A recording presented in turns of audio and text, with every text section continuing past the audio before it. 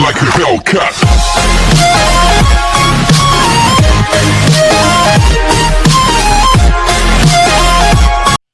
Bom pessoal, bom dia, boa tarde, boa noite. Não sei que hora vocês estão vendo esse vídeo.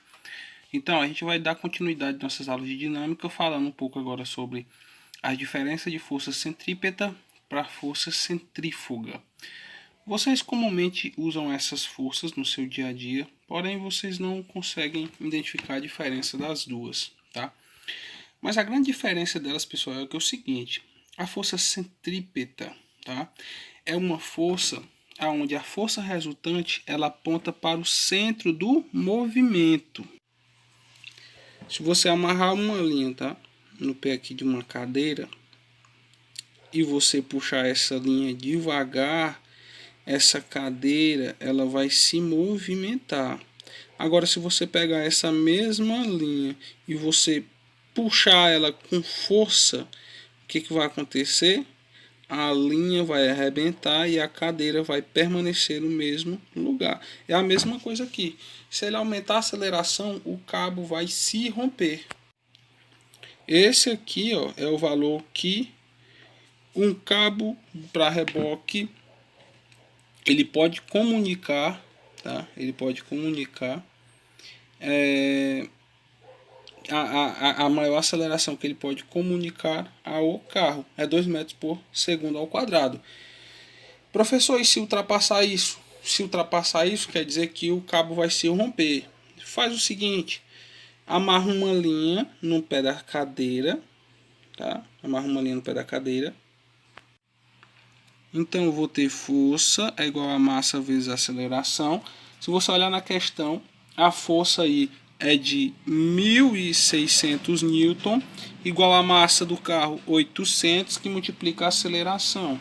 Então, tenho aqui dois zeros, podem ir embora. Então a minha aceleração vai ser 16 dividido por 8. E a gente vai ter aqui uma aceleração de 2 metros por segundo ao quadrado.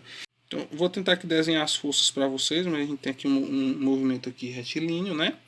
Aqui nessa estrada a gente tem um carro, ou uma carroça, né? Carrinho aqui. Aonde a gente tem aqui, pessoal, um cabo conectado a esse carro. Aqui a gente tem uma força de tração, que é o que está impulsionando esse carro.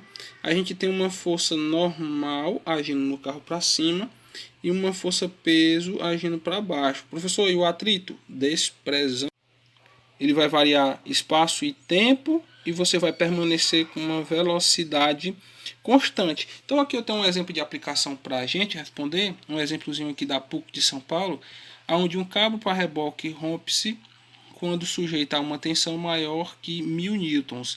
Ele é usado para rebocar um carro de 800 kg no trecho de estrada horizontal. Desprezando o atrito, qual a maior aceleração que o cabo pode comunicar ao carro para que ele se movimente? Se aplicar uma força sobre ele, ele vai variar, tá? Já a velocidade ela vai ser constante, ela vai variar. Na velocidade na variação de espaço por variação de tempo, a gente não aprendeu. Então, se você tem aqui 10 metros em 2 segundos, 5 metros por segundo. Se você tiver aqui 15 metros em 3 segundos, 5 metros por segundo. Então, por isso que ele é dinâmico, movimento retilíneo uniforme variado. Por quê? Já o equilíbrio aqui, ó, indiferente, se você tiver uma reta, que não está bem uma reta, mas é para ser uma reta, e você tiver esse objeto aqui parado, pessoal, é aquela coisa. Se não houver nenhuma força que movimente essa bolinha nem para a direita e nem para a esquerda, ela vai permanecer indiferente, ela vai permanecer no mesmo lugar, desprezando todas as forças que existam sobre esse objeto. Já o dinâmico, como eu já falei, ele é o MRU. Já aqui, pessoal, se você pegar aqui uma bacia, vamos supor que você coloca ela de cabeça para baixo, tá? Se você coloca ela aqui de cabeça para baixo, é que bacia não tem cabeça, né? Mas se você colocar ela de cabeça para baixo e você colocar um objeto aqui, um objetinho redondo, uma bolinha, alguma coisa, e você soltar, como é um equilíbrio instável, o que vai acontecer? Essa bolinha ela vai ou escorrer para cá ou para cá. Então a gente tem aqui um equilíbrio instável, certo? Que esse movimento é movimento retilíneo uniforme variado, MRUV. Tá? Um equilíbrio instável, olha só, se você estável, se a gente tem aqui uma, vamos supor, uma bacia, tá? Desculpem, o desenho está meio ruim, e você lança esse objeto aqui desse ponto, o que é que ele vai fazer? Ele vai vir até o outro ponto e ele vai perdendo energia até ele se estabilizar. Então esse aqui é um movimento estável, tá? E eu falei para vocês que a gente tem uns tipos de força. O equilíbrio também ela é um tipo de força, onde o corpo que está em equilíbrio, quando a resultante das forças que agem sobre ela é nula, tá? Ou seja, não tem ação dessas forças que agem sobre esse objeto ou algo que está em equilíbrio. E a velocidade vetorial pode ser sempre constante. A gente tem uns tipos de equilíbrio. O equilíbrio estável, tá? Que dá estabilidade. O equilíbrio instável, que dá instabilidade. O equilíbrio uniforme, onde não vai mudar, é uma coisa constante, e o equilíbrio dinâmico, que muda sim, que é aproximadamente a aceleração gravitacional. Então o peso vai ser 9,8 newton. Então 1 kg força é igual a 9,8 newton. Por isso que eu digo aquele negócio para vocês, olha pessoal, o peso de vocês, tá? Não é o peso que vocês veem na balança. O peso de vocês é o peso que vocês veem na balança, ou seja, dado em quilo, multiplicado por 10, tá? Que é aproximadamente 9,8, mas a gente arredonda para 10, que vai a massa dividido por segundo ao quadrado. Ou seja, quilograma força, tá pessoal? Então olha só, para o movimento horizontal a gente usa força igual a massa vezes a aceleração.